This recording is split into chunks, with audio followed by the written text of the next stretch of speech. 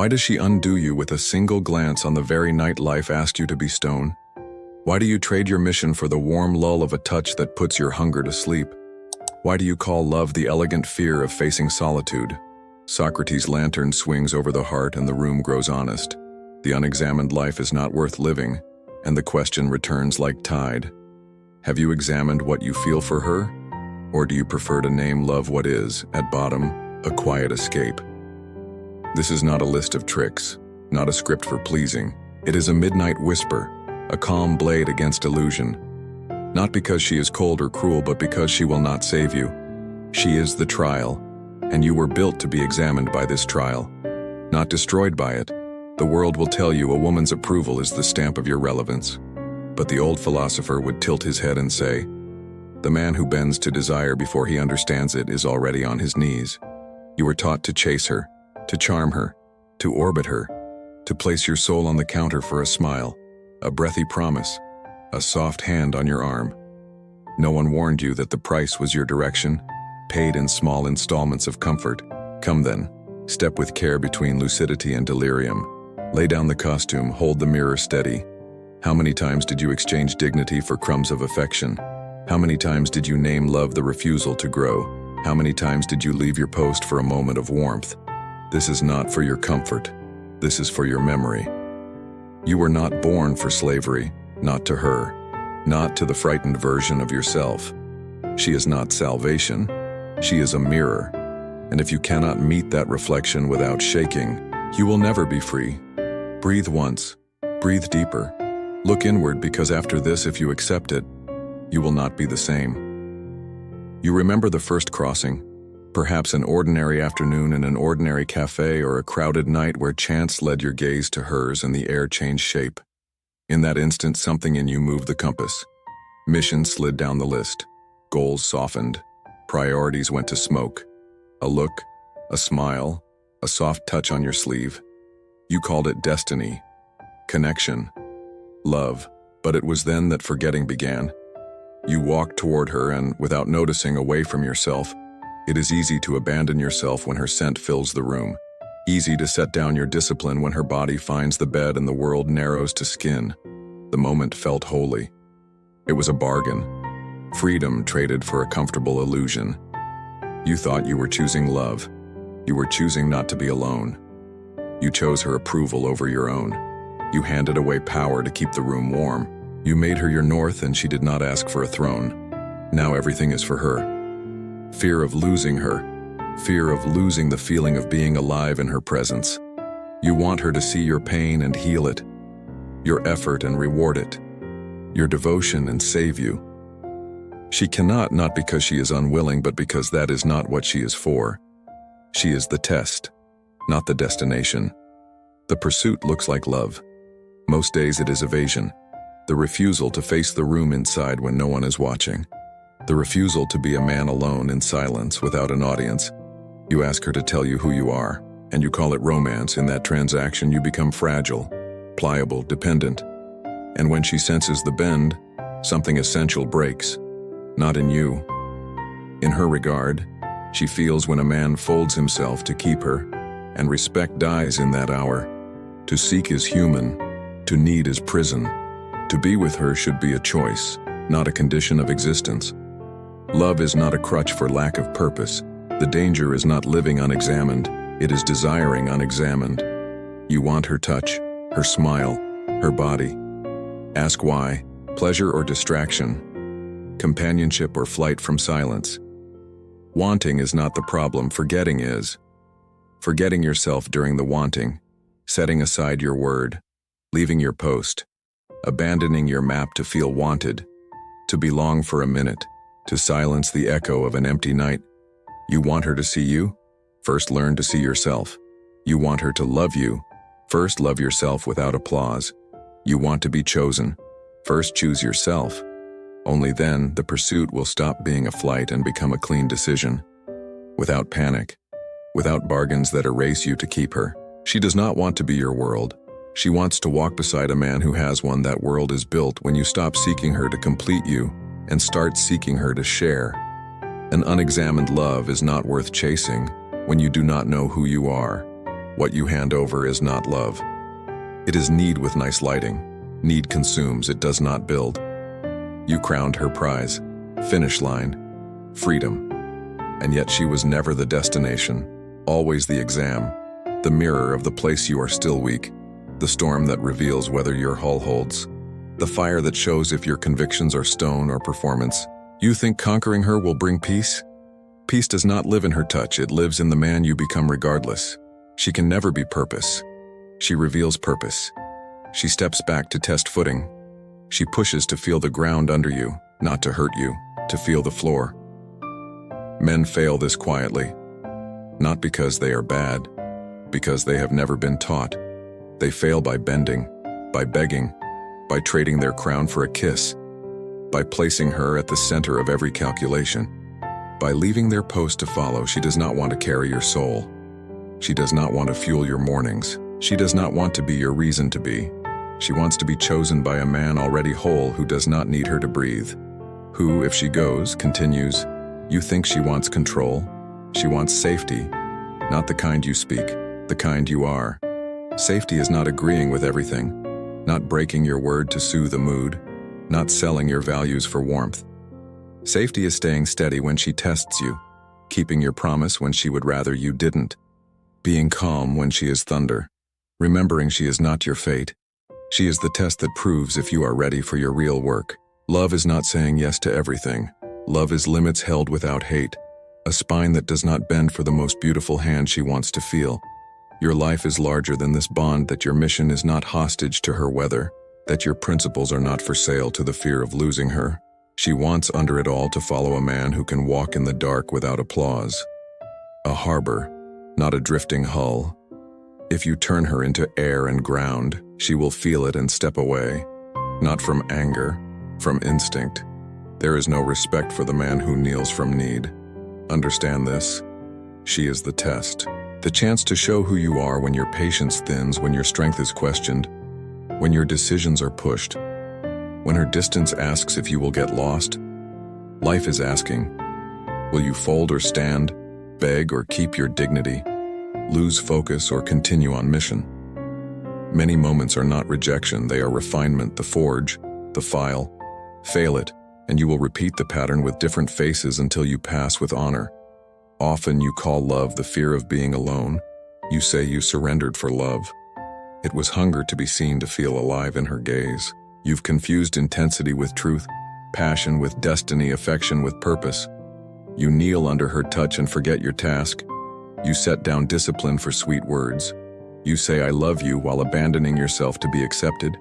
You don't see it because she smiles and kisses and calls you a man, but inside you are misplacing pieces.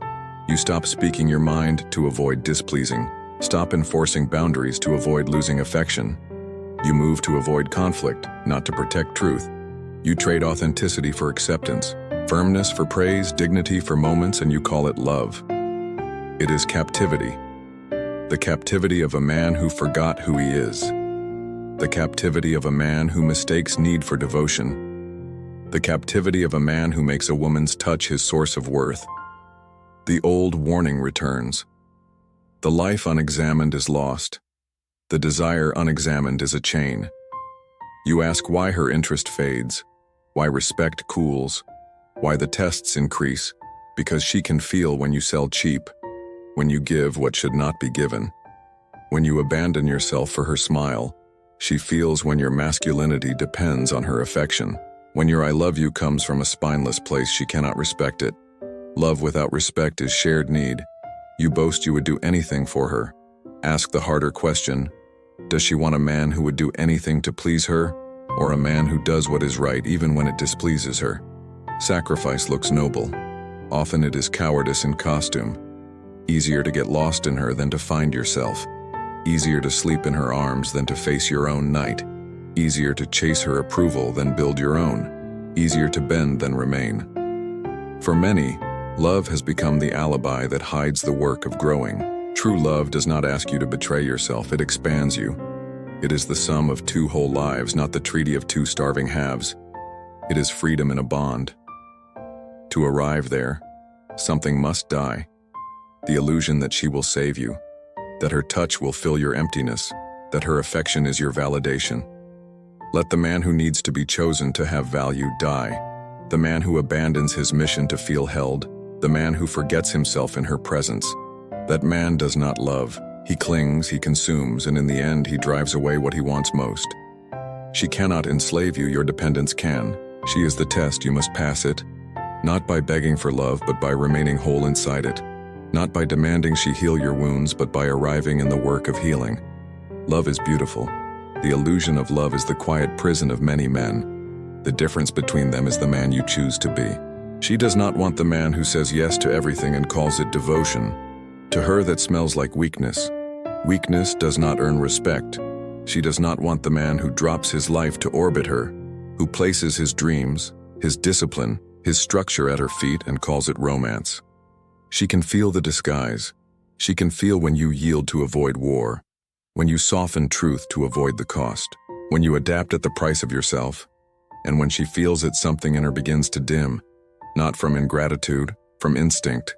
She respects the man who stays steady when she pushes, who hears her without losing his own voice, who loves her without leaving himself, who carries clear boundaries, direction, discipline because she wants safety. And safety is not that you do everything. Safety is that you will not lose yourself for her. Safety is that, if needed, you can live without her. That you choose her, but do not need her to exist. That when the world rocks, you do not collapse. That when she tests you, you do not come apart. The tests are not cruelty, they are verification. Are you what you say you are? She watches your reaction to her silence, to her distance, to her anger, to her closed door. There the truth stands up. She sees whether you lose control, whether you beg for attention, whether you abandon your post for a smile, whether you will trade your mission to calm the room. She sees when the man turns to boy and her respect leaves. You believe to be loved, you must be agreeable. She wants reality. Firmness in the gaze, calm when she raises her voice, clarity when she throws a fog she wants to feel. You can protect her not just with your body, with your center. And that comes only when you are unshakable, when your peace is not hostage to her weather, your direction not hostage to her affection, your essence not shaped by your fear of rejection.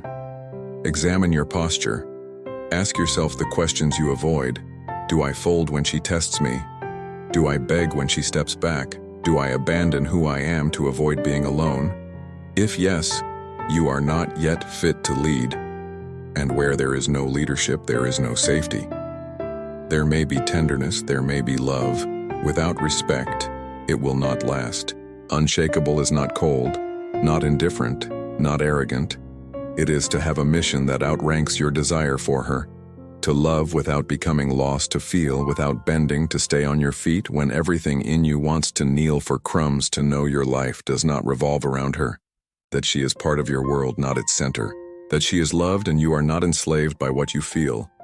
In the end, what she respects is not the man who empties himself to prove it, but the man who gives while staying whole, the man who loves and keeps his name, the man who stays in command of himself when her body is the only thing he wants, who keeps his focus when her presence is a sweet distraction, who knows love is not submission, it is strength, it is choice, it is clarity. Living is not pleasing, being loved is not being accepted, having value is not being chosen by her. Living, the philosopher would say, is questioning each desire, each fear, each need for applause. The man who lives for applause lives as a captive.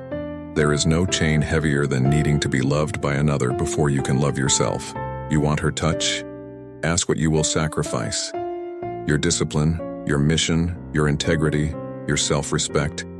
If you hand them over cheaply, you have confused affection and need, and the man who does not govern his desires will be governed by them. You think love will complete you? The only love that completes you is born after you are already whole, not the love used to avoid the mirror of your solitude. You want to build something with her. Build something in you first. You want her respect, earn your own. You want her to follow you, have a direction. The greatest danger is not outside. It is inside. In the desires you refuse to examine, the fears you won't face, the hungers you won't name. You want her love. Show you can live without it. Show you choose her and do not need her. Show you will not lose yourself. Because a woman respects the man who can walk alone, who can smile alone, who can go make a world without applause.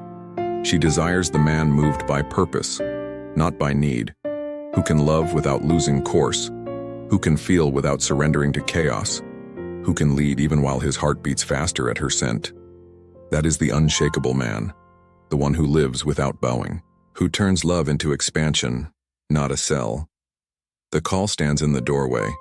Live without bowing, love without losing yourself, feel without enslaving yourself. Choose truth when it hurts, remain whole when the old ache begs to be fed. She was never your fate. She was the mirror. She is the test. And the question is no longer about her. It is about you. Will you keep begging for approval in eyes? Keep trading discipline for crumbs? Keep calling love what is only fear of being alone? Or will you stand up and remember who you are? Remember why you are here? Remember what you were made to build? The freedom you seek is not in her arms. It is in the courage to remain whole while everything in you wants to fall apart. Perhaps you have tasted this truth at 3 a.m, on a cold floor after words that emptied you, hands trembling not from anger, but fear of losing her, of not being enough, of waking to no one. And in that silence, a whisper any ancient would have left you. Do you know who you are, or are you waiting for her to tell you? That night, a life can turn. You choose not to live for being chosen. You choose you, and the work begins, not loud, steady, to stop being a slave to affection and start being a man. If something warmed as you read, do not let it go cold when the screen goes dark. This does not end as content. It begins as a covenant, a small one, spoken where no one can applaud. I will not spend myself to win a moment and lose my name. I will keep my word when it is easier not to. I will not trade my crown for comfort. I will love as a whole, and I will remain whole. I will let tests refine me and not define me. I will meet the mirror and not flinch. I will choose my mission before my fear. And when she looks for a harbor, she will find stone, not sand. And if you need one last image to carry, let it be this. There will come a day when she tests you again without meaning harm. She will grow quiet or throw thunder or close a door, and the old boy in you will stand in the hall with open hands. The man will step forward, put a hand over the boy's shoulder, guide him back to his seat, and answer the door with a steady voice. Not to win her, not to perform, but to be true. And in that truth, you will finally see what this was for. Not to be saved by her, but to be a man beside her. Not to be completed by love, but to bring your whole self to it. Not to avoid your solitude, but to make your solitude a place fit to welcome another soul. This is the work, and now you know where it lives.